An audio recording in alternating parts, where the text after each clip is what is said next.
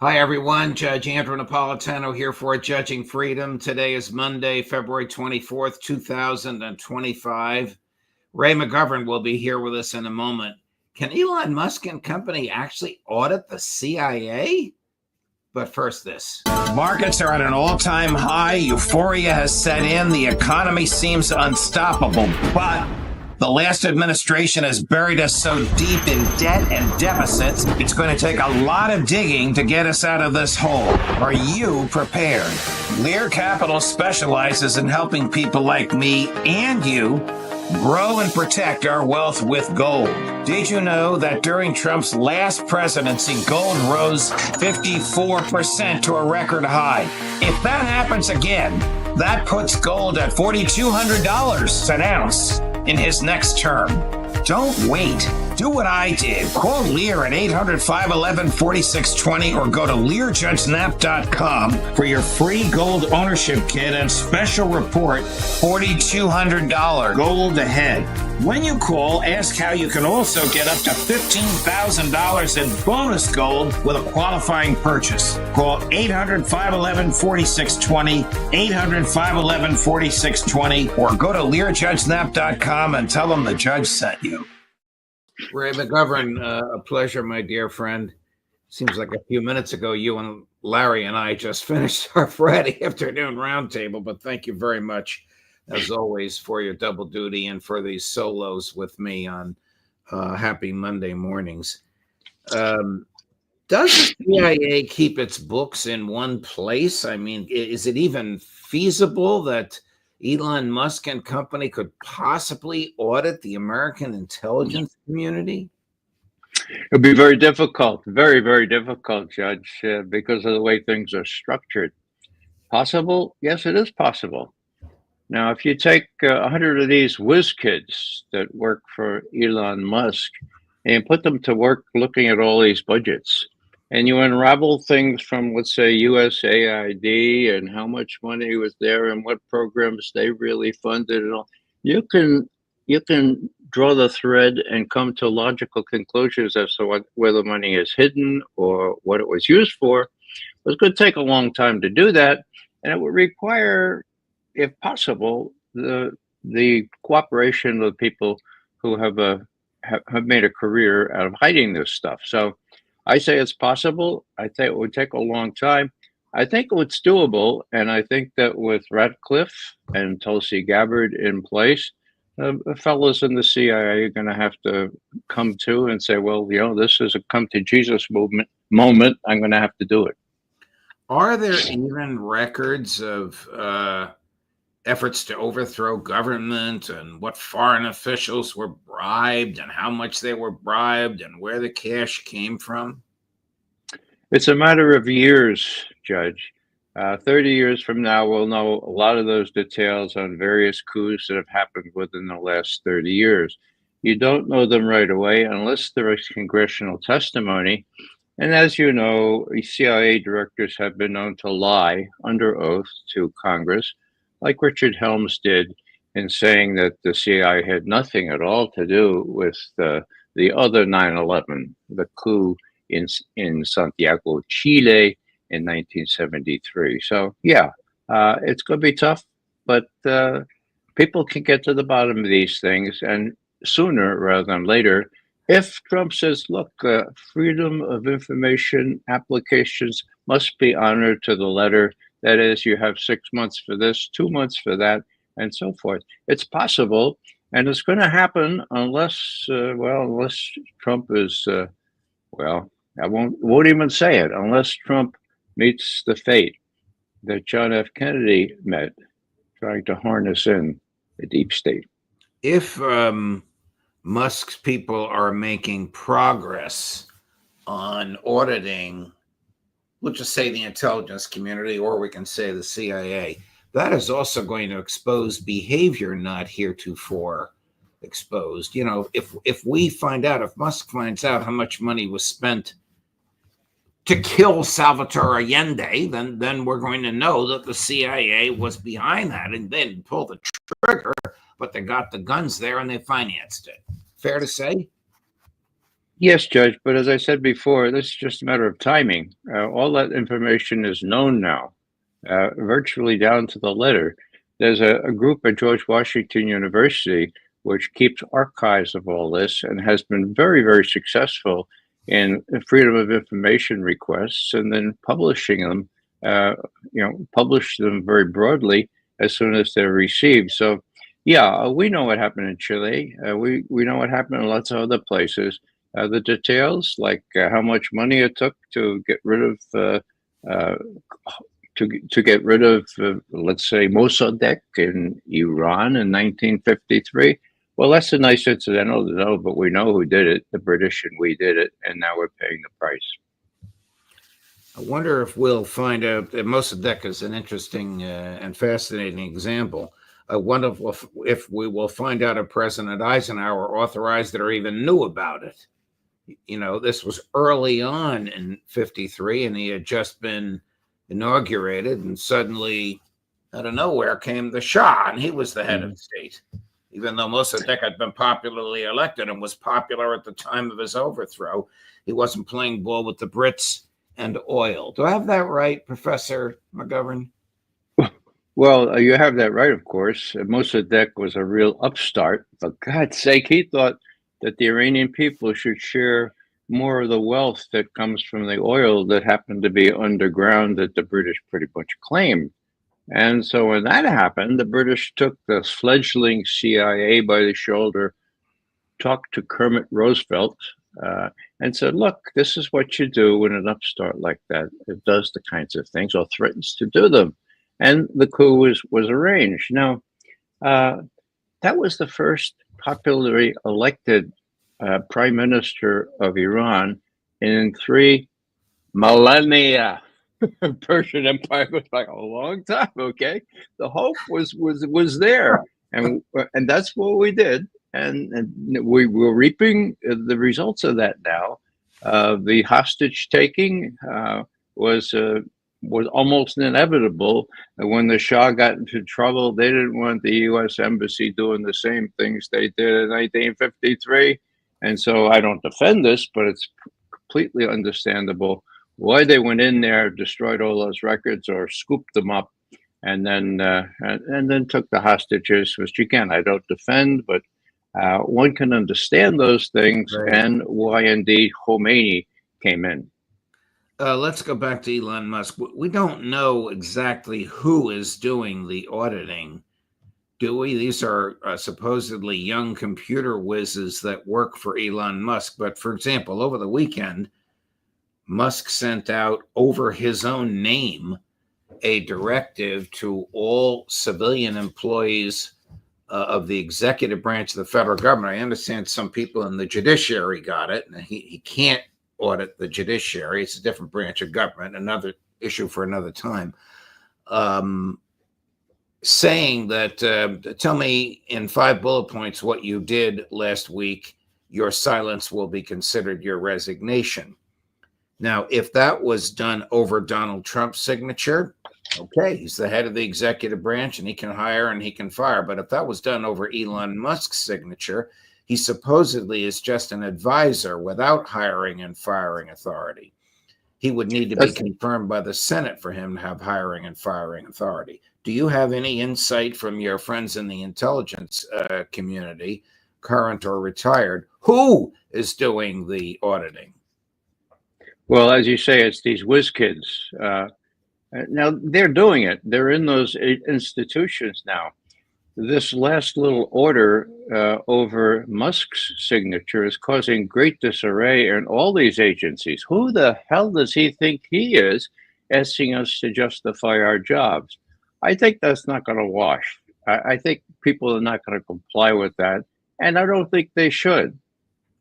What else?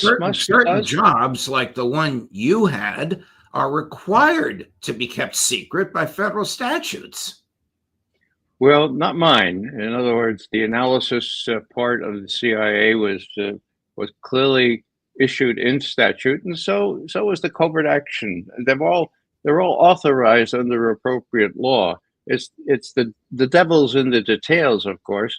And, Musk will be looking into these things if Ratcliffe, the head of the CIA, and Tulsi Gabbard, head of the National Intelligence Setup, allow him to do that. And I think they probably will. They need all the help they can get to rein in the deep state.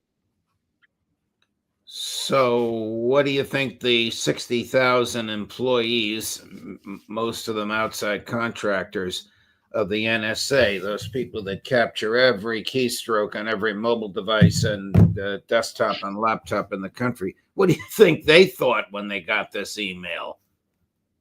Well, I don't know what they thought, but the system is so automated, Judge, that you only need a few people to be able to retrieve all this information that's collected on you and on me.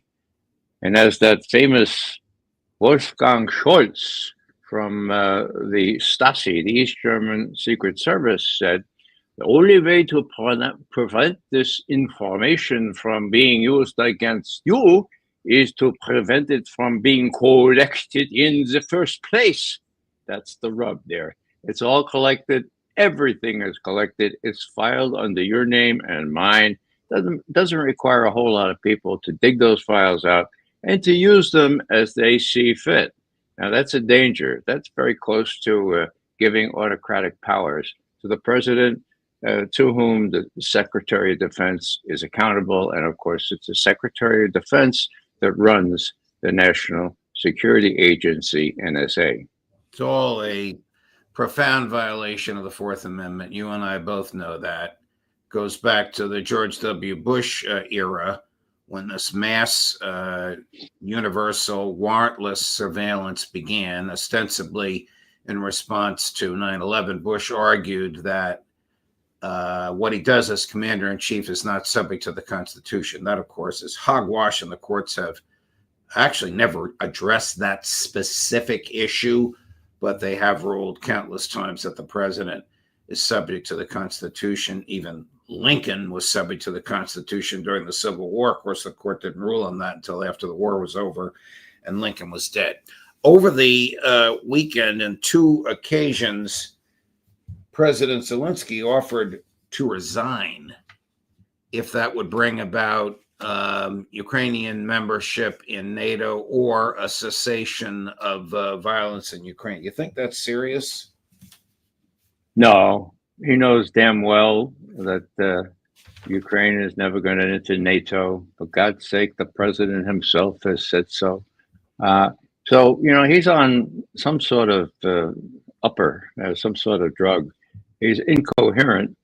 And so, I might add, are his European allies, all of whom are descending on Washington this week. For what? To show that they're incoherent and they're actually delusional, thinking that there's some way to save themselves and to save Zelensky. I mean, actually, before I ask you what we think President Macron and Prime Minister Starmer are going to say to the president, here's Zelensky with this "I will resign for peace" statement, which was made yesterday. Chris, cut number one. If it's about peace in Ukraine and you really want me to leave my position, I am ready to do that in exchange for peace. Secondly, I can exchange it for NATO membership if there is such an opportunity. I'll do it immediately without a long conversation about it. I am focused on Ukraine's security today and not in 20 years. I don't plan to be in power for decades. See, I think a statement like that actually weakens him with President Trump because it is so irrational. Judge, he hasn't been rational for months and months. And now he's doubly incoherent. And, if it weren't for the fact that he's supported by people like Sir Keith Starmer, Macron, and other people who can't face up to reality, then, it would be funny. It's not funny. People continue to die here. Now, when Starmer comes here on Thursday, my God, he doesn't realize what the real score is. Churchill had an expression. He says, the Americans can always be depended upon to do the right thing, once they've exhausted all the alternatives. Well, Trump came in and realized that all the alternatives were exhausted, that there was no threat from Russia, that there was a very beautiful ocean, as he puts it, between us and Europe. And so he's going to cut his ties with these Europeans, let them fend for themselves. And the British still don't get that. So it's delusional. This peacekeeping force, which has already been said, the Russians have said they're going to count them as belligerents. Never going to happen. So what Starmer has in mind, I don't really know, but he's a British prime minister that's not even as smart as Churchill. So Alistair Crook says that Prime Minister Starmer will tell the president that the British will raise their defense spending from 2% to 2.3%. The president suggested it should be around 5%, so that number is not going to move him. And are you ready for this? The king wants to have dinner with you. I mean, yeah. Does Starmer, do the MI6 people that advise him really think that those two statements are enough to change Trump's mind on whether or not he should negotiate directly with the Russians, excluding Zelensky and the Europeans? Well, I don't know what the MI6 is telling Starmer, but as I say, he's not dealing with the real world. None of the Europeans have been able to since that Munich conference when Vice President Vance read them the Riot Act. They are loose cannons now, and the hope is that once reality sets in, and that Trump shows that he's serious about engaging the Russians, that he doesn't think the Russians are a big threat to the United States, and so the U.S. is disengaging from Europe for the first time in 80 years. Once they get that through their thick heads, they might say, well, is Russia a threat to us? Are they going to attack Poland or the Baltic states? And the answer will be, no, we don't think so. Okay, so why don't we develop our own rapprochement with Moscow? And I think that's inevitable, but probably take months for reality to set in. Does the CIA know in advance, and if so, can they tell Director Radcliffe or Director Gabbard or both what Starmer has in his briefcase? I don't mean literally in his briefcase, what his plans are, what he plans to say to the president when they speak on Thursday? I can tell you that the CIA has a very senior representative that takes part in all the MI6 and other intelligence agencies when they convene in London. They do that every week. So we're well plugged in. Now, whether MI6 knows what Starmer is going to do, I don't know. But it doesn't seem to me that any logical person would be urging him to be pushing this peacekeeping force when Britain, number one, doesn't have enough troops, and number two, is facing being killed, those troops, by Russian right off the bat. Now, I don't know who's advising him. He's got a, as my grandmother would say, he's got a screw loose. He's got a screw loose somewhere up in his head, and it's not a worm this time, it's a screw. What do we think or know President Macron is going to use as leverage with President Trump when he visits, I believe, in the next hour or so? I think he's visiting for lunch today. Pâté de foie gras, okay? That's all he has to offer. He's got real good French cooking. Maybe he brought his cook with him. The French have no leverage. The British have no leverage. The Germans have no leverage. It's over. NATO will be falling apart. This was predictable. No one expected it to happen this quickly. But Trump has said, look, goodbye, Europe. You're on your own. If you want to keep fighting in Ukraine, that's your business. We're not going to have any more killed on our account. The minerals in the earth in Ukraine, do we know where they are?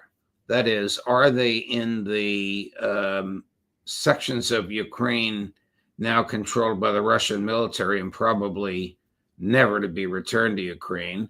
Or are they in the West where Kyiv is? The best guess is they're about equally divided. most people say that there's a little edge toward Russia controlling those precious minerals and what do they call them, deep earth things. I don't know, but it's all kind of it's a charade, Judge. It was Zelensky that raised this in the first place. It's never going to happen. But those very clever Trump people said, okay, we're going to hoist him on his own petard here. And we're going to say, well, yeah, we'd like a share of your precious minerals because you owe us about $350 billion. And, it's good that you'll be able to repay it. Now, it'll never happen, of course. It'll never happen. But, this would be Macron, I think. Oh, there he is. Yeah, arrives at the White House. Well, oh, gosh, that looked like Joe Biden. But no, she's gone. Somebody else. All right. I think that's the head. I think that's the head of protocol. Okay. Greeting President Macron at the White House. There he is, and he walks in. Well, his game is just to be received at the White House, and he's going to tell Trump what he thinks should be done. But Trump is not going to listen. Trump is going to say, "Hey, Emmanuel, you got no leverage anymore. You're not going to suggest to me what to do. I've decided what to do. Make your own peace with Russia. They are no threat to you, much less Poland, much less Lithuania, much less anything. Deal with the new world. We recognize it now. It's a little late, but there it is." Here's President Zelensky yesterday saying, we don't owe the U.S. anything. It was a grant. It wasn't a debt. Cut number 3, Chris. I know that we had 100, and that's a fact. I am not going to recognize 500. No matter what anyone says, no matter how we communicate, with all due respect, again, with all due respect to the partners, I am standing firm because this is a true situation. We are absolutely right. And the second situation, to be honest, even 100 billion, I'm not ready to fix. Let me explain why. Let me explain why. Because we should not recognize grants as debts. The United States Congress authorized $265 billion. Joe Biden spent nearly all of it there, and he says he doesn't know how much money it was. He doesn't know if it was 100 billion, doesn't know if it was 500 billion. I guess all these rumors about graft are true. Well, Trump says they're true. I see no evidence that they're not true. And Trump makes the big point that the Europeans gave these things as loans, okay? The Europeans gave about half as much as we did, according to Trump, but they were loans. They're going to be paid back. What kind of deal did Biden and his associates do in just giving this money without any prospect of repayment? And so to highlight that situation, Trump very adroitly says, well, no, you have those precious minerals. You owe us big time, like 350 billion. Let's start paying us back for those grants, which should have been loans. Here he is in 2023 saying, give us credit and we'll pay you back. Cut number 2. If you can't give us some financial support, okay, please give us a credit and we will give you back money. There you go. His credit is not very good, Judge. Let's face it. And even now, it's his checks are coming back. They're all bouncing. If people weren't being killed every day in Ukraine because of this charade and this clown that we helped install and empower and arm, it would be funny. It's not funny anymore. And the sooner that Trump can read the riot act to his European partners and tell them, number one, you ain't got the wherewithal to support this guy, and you don't have the leverage with us for us to give them the wherewithal. It's over. The Russians have won. Deal with it. Ray McGovern, a pleasure, my dear friend. Look forward to seeing you at the end of the week with Larry Johnson. Thank you for your time, as always. Most welcome. And the aforementioned Larry Johnson will be here at 11:30 this morning and at 2 this afternoon, Scott Ritter, Judge Napolitano for Judging Freedom.